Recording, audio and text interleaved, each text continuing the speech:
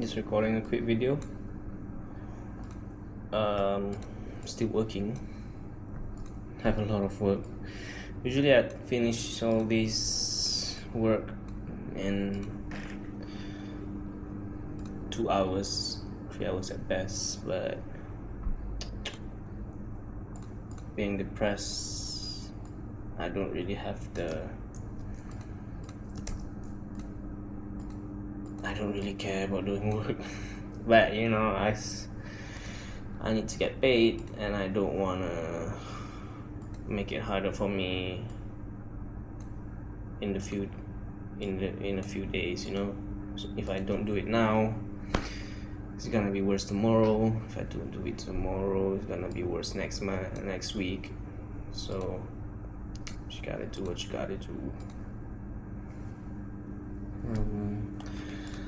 Life gets at you fast. I'm really feeling down at the moment. I'm doing everything I can to distract myself from that feeling. I'm not trying to avoid it. Just, you can't lament every second of the day. So you gotta be a bit productive. You gotta do something. You gotta get your life moving. So I'm just doing the best I can that I know how. And the thing about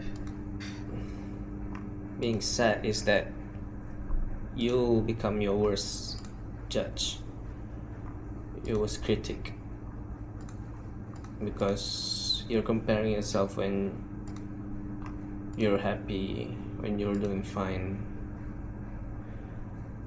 If I was at my best, I can finish this work in 2 hours, but now I'm like taking 6 hours, 5 hours to do this simple shit.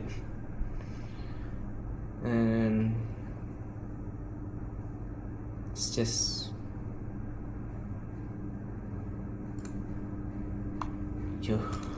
it's hard to be kind to yourself when you know your best potential,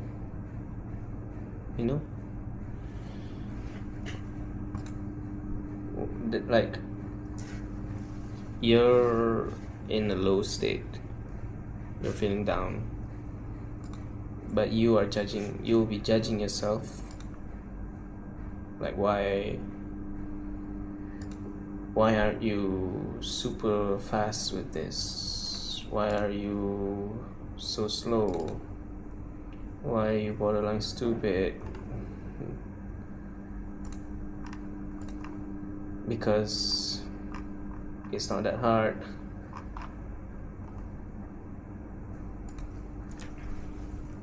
Yeah.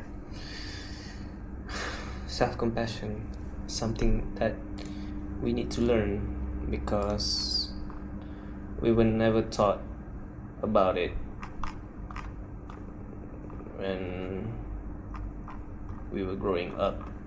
It's always, you gotta do more, you gotta be better, don't be a pussy, don't be a wuss.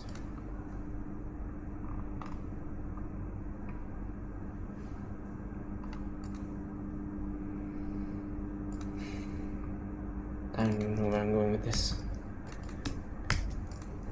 It's hard to focus when I'm also doing work and I'm talking. I'm not a yapper, so yapping does not come easy to me, especially when I'm doing something else. Usually when I'm doing something else, I'm just locked in, just listening to the music, and yeah.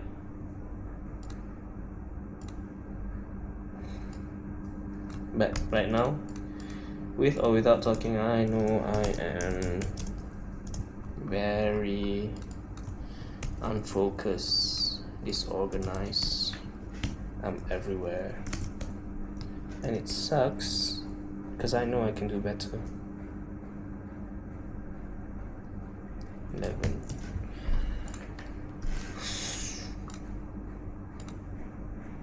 Self-compassion.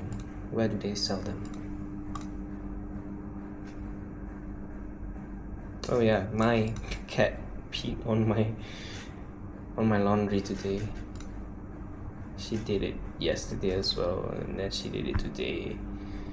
So I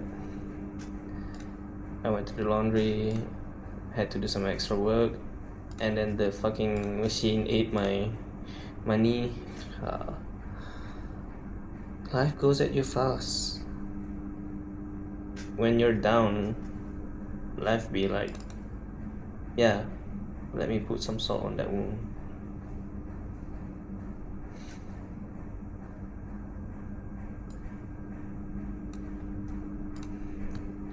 Above all, I'm just tired.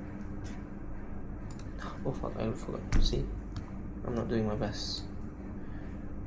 I'm just tired. Like, for real.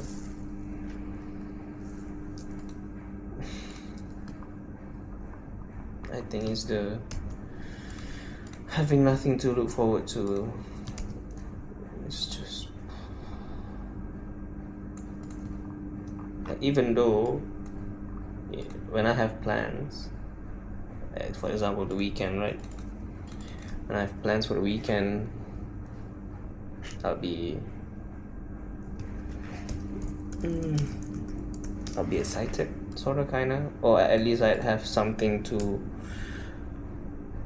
distract my mind from being sad. But even so, distracting yourself is kinda tiring, personally, because you're like,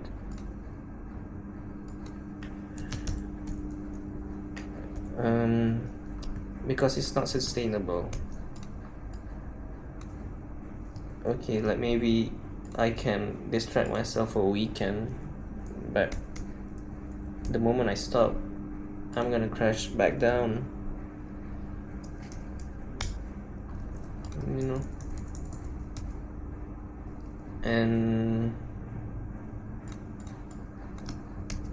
knowing that a few days ago I crashed out, or rather I had a breakdown, which is quite bad.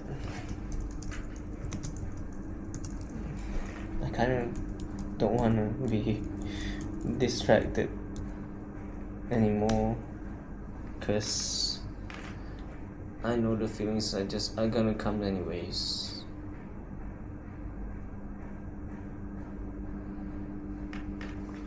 And sometimes it comes, like, it hits you worse than you just sitting with it.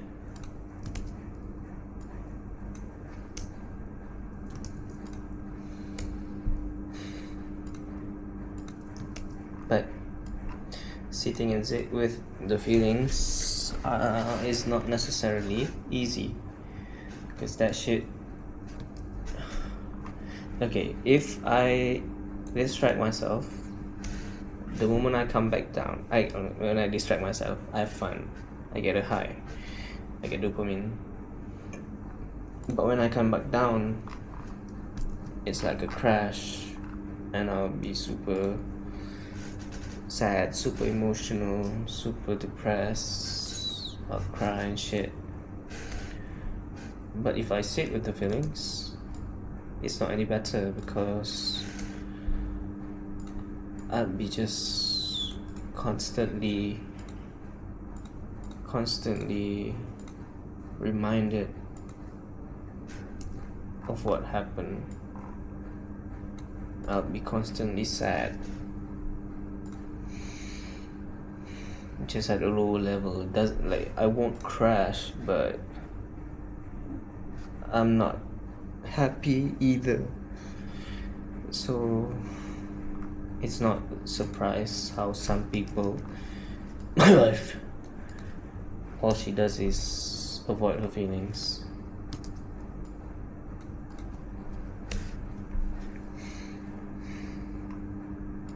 Because, especially, like, the moment you come down, you go 6 feet under. Especially if you've never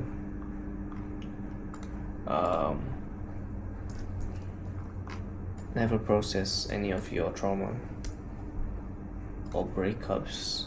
Like, she had at least 3 or 4 exes before me, and the only one I know that she might have processed it, probably one, because during our relationship she actually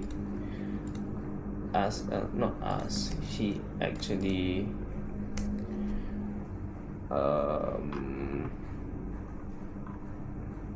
said sorry to the guy, and he's a good guy, because I'm not friends with him, but we're cool.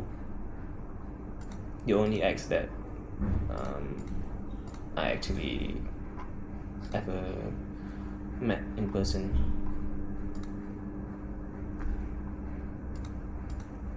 Yeah, imagine never having processed your trauma. How, like, can you imagine someone just living by reaction, just reacting to your past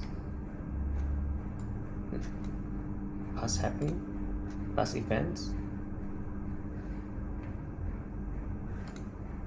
People like that don't heal. I mean, you can feel sorry for them.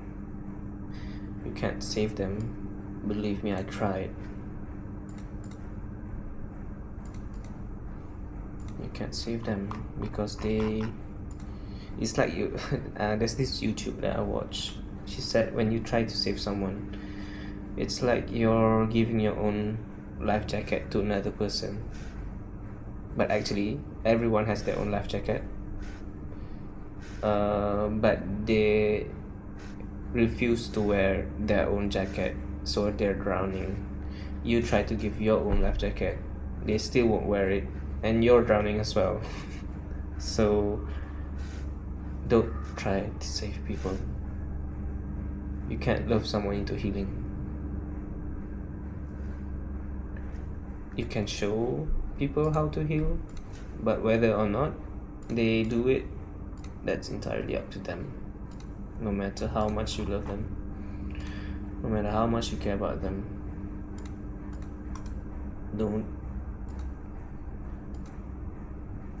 don't think that you're that special. Don't think that anyone would be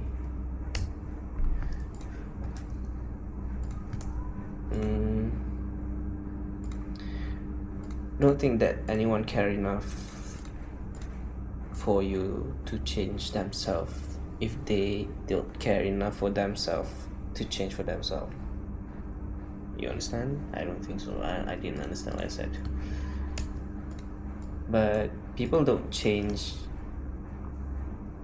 for someone else if they won't even change for themselves. You see? My ex-wife, she was unhappy, but instead of thinking how can she make herself happy, she just thinks someone else needs to make her happy. That's why she cheated on me and found some other guy. Even though, like, she said, oh, I'm gonna stay single, blah blah blah. Maybe staying single but still talking to other people, that's not healing. That's not how you process your trauma. and I know that she didn't process the trauma with her exes during our time, so I can fucking guarantee she's not processing the breakup or the dissolution of this marriage.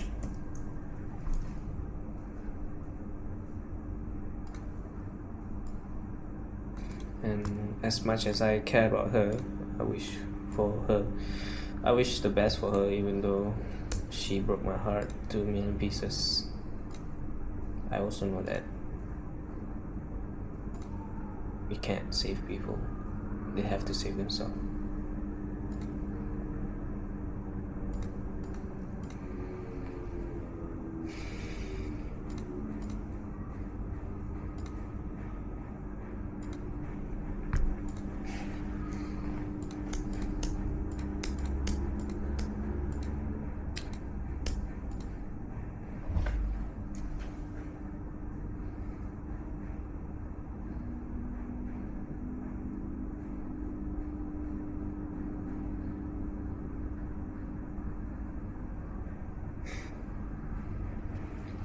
Part of me is reacting to what I said about not being able to save people. If people are familiar with Carl Jung theory concept idea, this theory that every person has a shadow, and what it is that it's your inner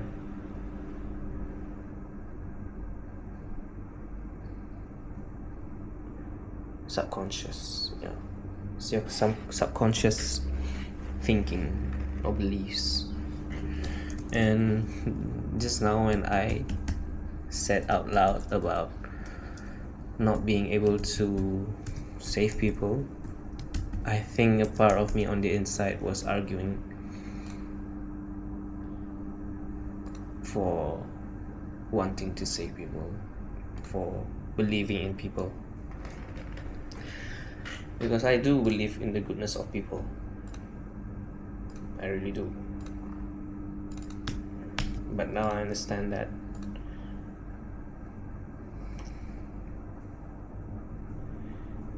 people can do nasty things even if they have a good heart, because hurting people doesn't always equate people to being evil. Like, you can, for example, a selfish millionaire or billionaire, let's take billionaire because there's no ethical billionaire. A selfish billionaire can be kind to his family, but he will take advantage of people who works under him and will not even bat an eye. So to his family, he's a good person because he spends all his money on the family. He's very kind, he's very loving, he buys them all the gifts. So I would argue that's evil, but not every part of him is evil. Just we all have different parts in ourselves, and I do not believe that I am a fully kind person either. So I was saying that my shadow was saying that we can save people because people have goodness in them.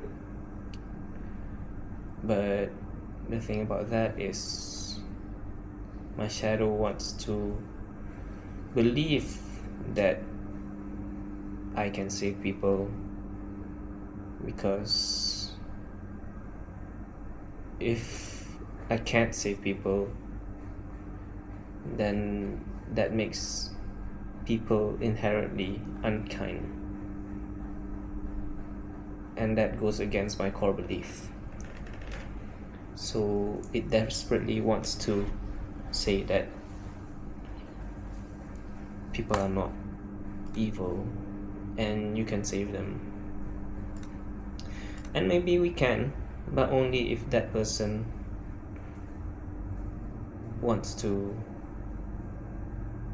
be safe, or rather if only that person has the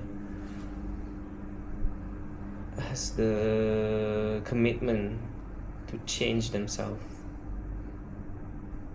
Because no matter how much we push other people into healing, if they refuse to change who they are to make their own lives better, there's no, like, you can't do anything. You can just throw caution to the wind. So yeah,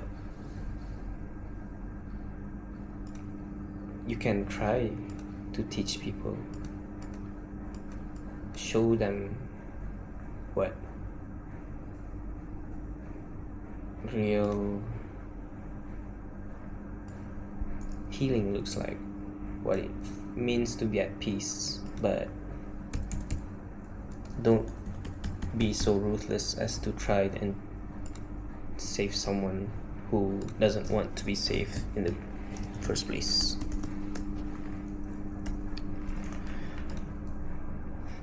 That is really just me speaking to myself, I guess.